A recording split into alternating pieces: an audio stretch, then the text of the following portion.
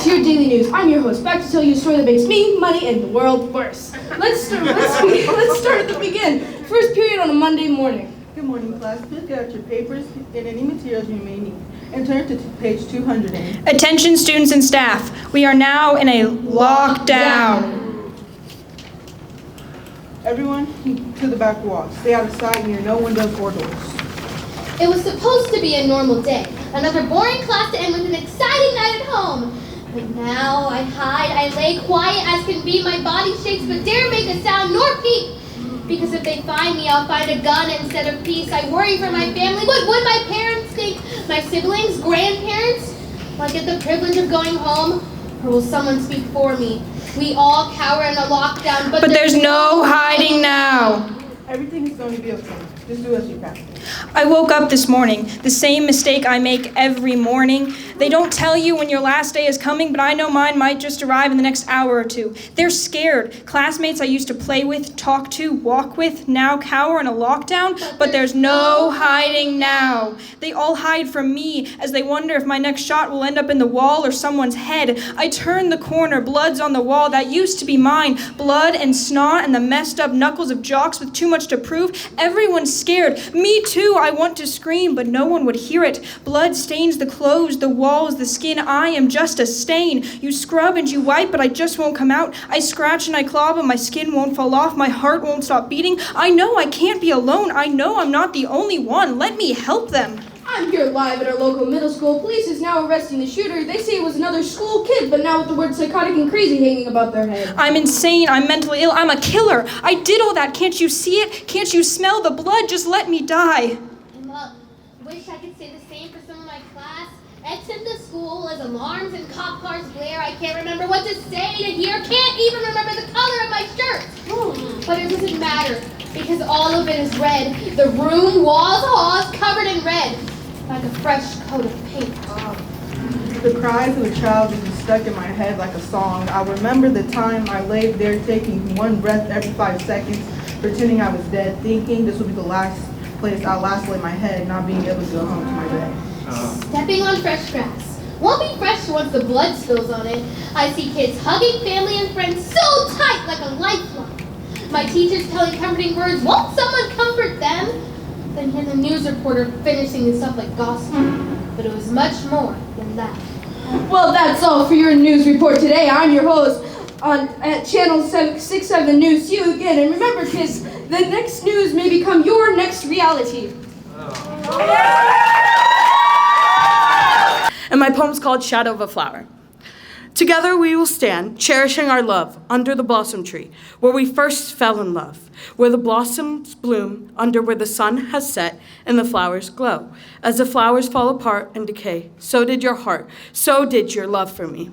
But the most heartbreaking thing was holding your crumbled heart in the palm of my hand as you fade into the void of numbness, losing your dreams, your will to fight and survive. You don't shine as brightly on a sunny day from your fallen petals.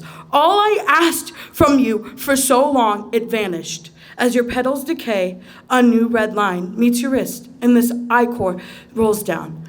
I can't stand holding you like I used to kiss your forehead, telling you everything will be all right. When you grabbed me towards those blossom trees where you first told me that you loved me, but you sit and stare motionless. You used to love me, to hold me, to tell me that you loved me. I stand across from you, watching you come undone, watching a shadow take hold of you. A vibrant mind can't be found, trying to cover you as long as I can. But those thorns keep cutting into my arms. Now I'm following with you, realizing it was all me. You can hate me. All of it was me. Please hate me. Don't forgive me. Please, I'm sorry. I couldn't save you. And with you, trapped in silence, maybe I can see you again. The title of her poem is called Queer Conformity. There is a zoo with beautiful creatures that Real people watch and awe at. The beautiful things are all the same-sex things are all the same and in cages, touching beaks modestly out of view of the children. There are safe brick walls with pretty bars on top. A tall grassy hill at its base. Then there's outside the bricks and bars and beyond the grassy twists. A hen. Hare. And ram. As a chick, when there's time for silly coos, there was always a difference between them, that beautiful them and I. We're both birds, but chickens are big and plain, while doves are soft and beautiful. As a young hare in a group of does and bucks, I felt like a fox with cats and dogs, or something else not right with things that are. As a lamb, my steps were too skewed for ewes, wide and rowdy, bumbling along with happy hooves, muddy and matted from endless adventure. The older I become, I find I am not desired even by my own queer kin. And because my legs were bigger, t-shirts tighter, and treats tasted just too good, our shared experience of loving women was twisted and ignored.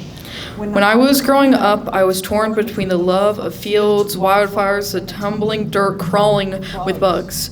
Gender, a definitive choice. No leeway, only rigid stone. So I stayed quiet. No chirping or trilling. My loud clothes demonstrated my even louder form. Shape. Wings.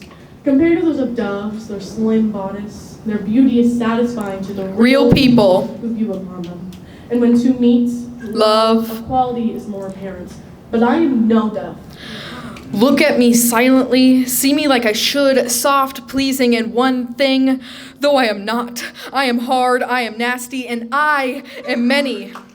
In the zoo, rabbits are felt, touched, and held by the real people, because you must have a purpose to them and be everything they want. But of course, I am nasty and ugly. Ram, a male sheep, a brute force that makes skulls shake. To be a ram is to fight. Fighting is not what I am, nor female, a ram nevertheless. The real people fear my approach. I've become something to run from in becoming myself. I'm no dove and have no desire to be one. My corpulent figure is a trinket on my soul, the soul that would become corrupt in the zoo. Ugly is what keeps me free from those walls built by those real people to hold us captive, separate by cage and hate. I won't chase. I will run, but away, and on my own accord. Not with Quiet resignation, but the stomping of stampeding distaste. Animals are not conforming creatures. The comfort is in company, not commonality. And this is no company worth keeping.